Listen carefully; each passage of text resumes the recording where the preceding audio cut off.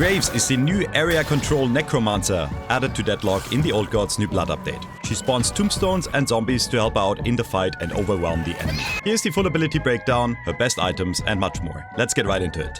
Graves is the latest character released in the new Deadlock update. She is absolutely batshit bonkers crazy. We just went over the abilities, but I'll give you a really good rundown of every single one of her abilities, how she will be played, what she does, and spoilers. This character is the craziest character they've ever released. So, Graves is an area denial character. What does that mean? Her abilities will deny the enemy from pushing you. You can think of her as like a McGinnis on crack. The catch is, she's the first character in the game that actually has auto-aim, like Symmetra in Overwatch. So you don't need to point your crosshair at the enemy. If you are a player that can't aim, this is the character for you. It's very forgiving. And the gun, again, not only does it have auto-aim, it has an insanely fast fire rate, but it becomes way, way crazier. First ability of her is called Jar of Death. And this is basically a charge system. Anytime you kill any minions or heroes, anything dies around you. That's even your minions or your teammates, okay? If anything dies around you, you will collect jars of death. And on base, you have 4 charges of this ability. And when you throw the ability, it summons deadheads, they're little ghosts, I'll show them in a second, and they will deal spirit damage to enemies they close. The catch is, they will follow you around if there's no enemies in sight, and they will prioritize what you're targeting. So all you do is, you throw down the jars, and here are the jars, and they're gonna follow me around. I didn't throw it directly at the enemy, so they're not aggroed yet, so you can preload them before the fight. And as soon as I start shooting, they will attack. And they will keep on going for a very long time. It's not one ability, they will keep on going for a very long time. And as soon as they're aggroed, they will continue being aggroed. And as you can see, one charge lasts for a very long time. The upgrades. If you're collecting the dead, so if you're killing minions, if you're killing enemy players, you will get 5 health per pickup. This is going to be absolutely crazy in lane. I can already tell you this is probably the ability you'll level up first, because it's just going to passively heal you. There's 8 creeps that will die every time you are in lane, you're fighting in lane, so you level this up once, you get infinite healing. Crazy in lane, crazy sustain. Level 2 applies a 30% slow for 1 second, and again, it's auto-aim, so the enemy will get slowed.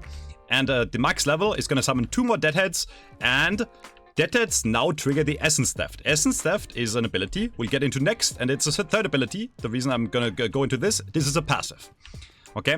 What this does is, your weapon steals weapon damage from the enemy player and spirit resist. At base level, it doesn't seem that crazy. It's 26% weapon damage stolen at a maximum, which takes effect after 4 seconds. So in the span of 4 seconds, once you level this up, you steal 26% weapon damage and 10% spirit resist. Now, you can steal this from a maximum of 3 players. If you level it up, level 1 is going to steal more spirit resist. Not going to be super useful early on, but later down the line, obviously, you want spirit resist. And then you're gonna steal more weapon damage, and the maximum level is gonna allow your gun to hit multiple targets. And this seems very, very forgiving, as you can see. So all they have to do is be kind of close together, and you will hit both of them, or multiple, okay? When I say multiple, I mean it's 2 now, but there's a few items in the game that allow you to hit more than 2.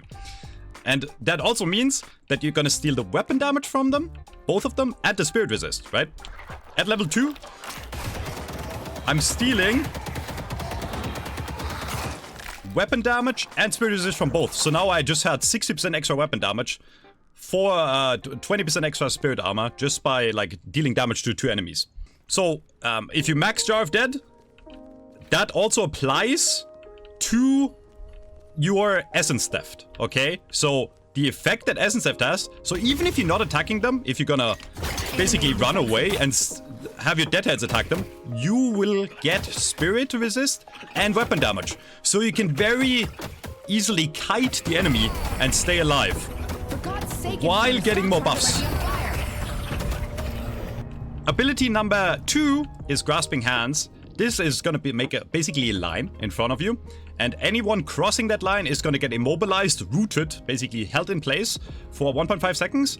And this ability lasts for 7 seconds. So all it does is, it's on the ground, you place it here, and if any enemy crosses this line in the next 7 seconds, they will get rooted, and they will be immobilized, okay?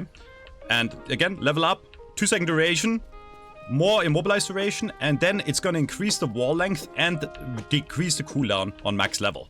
First impressions, this is obviously insane for area denial if the enemy pushes your tower, right? Or if the enemy is trying to attack you, you just put this in front of them and it's a really big wall on max level, right? Like you just put this in front of the enemy and they can't cross this.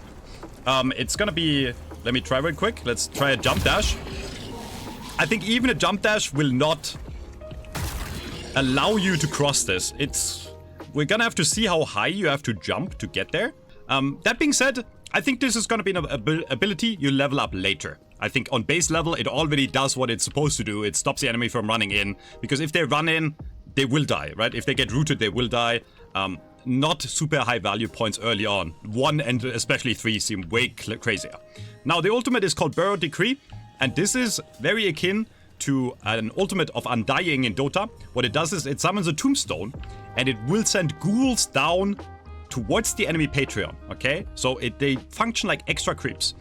You spawn this, it takes 5 seconds to spawn a minion, and the ghoul is gonna do melee damage, and when they hit an enemy, an objective or an enemy hero, they deal spirit damage in the area and apply slow, and it's an 80% movement slow. Level ups, lower cooldown, more movement speed on the ghouls, and the explosion on max level deals maximum 5% health damage. So this is what this is gonna look like. Channeling the dead. And again, we don't have a Patreon here, but yeah. And this is gonna stay active for a very long time. We're talking 30 seconds. And again, we don't have a Patreon here, so they're going to the next objective, which this is, they will run across the entire map like minions, right? And as soon they will do normal melee damage, and if they will get close to an objective, they will explode on the objective. Now, if there's creeps defending, again, as you can see, they will not explode. So as long as someone is managing them, they're not going to be deadly, but as soon as those are gone, this is going to be massive damage to towers, objectives, and enemy heroes, right? And this is insane lane pressure, right? You can just put this on any lane, and the cooldown is really not that long, right? It's 90 seconds with the level upgrade, 110 seconds on base. And this is going to be very scary, and the only way to destroy the tombstone is double heavy melee it. So if you have Gravestiff defending the tombstone, you can parry, right? You can do parries to stop the heavy melees. It's going to be very, very hard for the enemy to get into you while there's ghouls attacking them and kill this tombstone, right? Like, you're going to have to kill these, and then you're going to have to heavy melee the tombstone twice. This hero seems absolutely batshit crazy, but I haven't even shown you the craziest part yet, and we'll get to that now. Remember when I said the gun is auto-aim and it drains weapon damage? It also has a really high fire rate. It's basically the same fire rate as Haze, by the way. That means items like Tesla will work really well on her. It's gonna proc very consistently. But it gets crazier. If you are buying Split Shot, remember how we're hitting 2 targets with Essence Theft? With Split Shot, because it's auto-aim, you will hit everyone. This is gonna be the best item in the game for this character, even if she's gonna be played as a spirit nuker, by the way, because as long as there's people in front of you, it's auto aim. You will hit everyone, and this is what it looks like.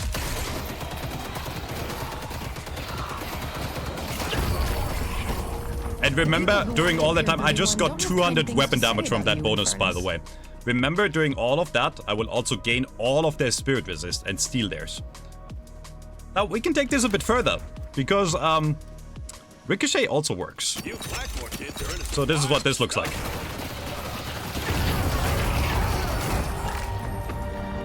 The dead are stirring in Midtown.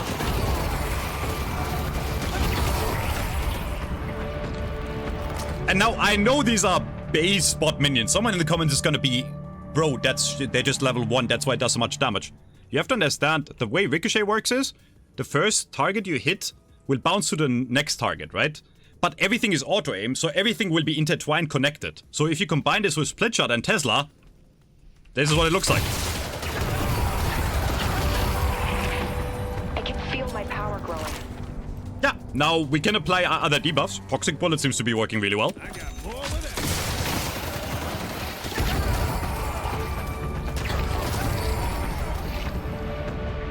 Okay.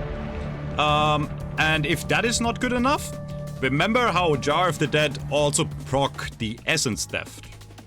Right? So we can do this.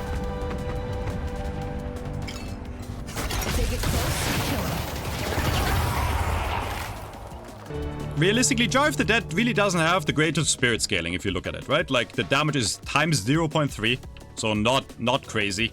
If you're looking at scaling of the wall, it's very good, but again, wall is going to be situational. It's not going to be an ability you will consistently hit. It's just an area denial. So we don't want spirit for this either. Next up, Essence Theft. It does scale, and it does scale the weapon damage steal only, right? And then Tombstone.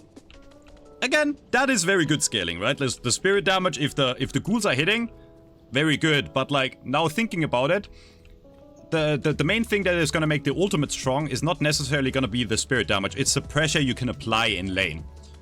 So my first thought here is that you will get some spirit items just to have better synergy on the character, but you will buy split shot every game.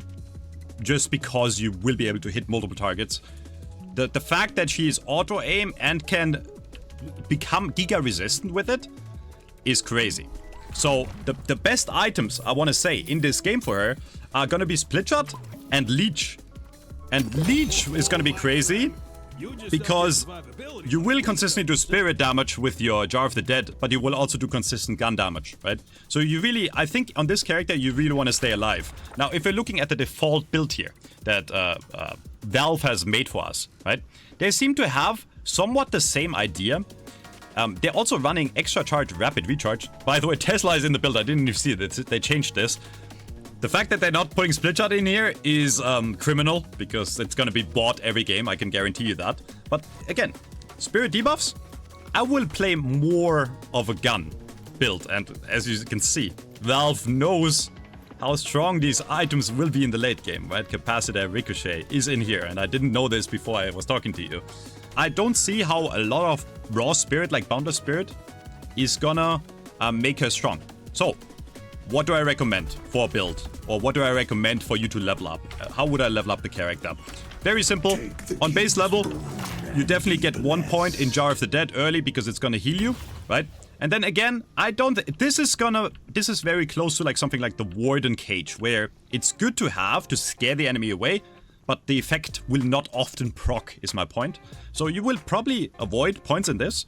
So 1 point in Jar, and then we will probably, very early, just steal more spirit resist and go for more weapon damage and harass the enemy out of the lane that way.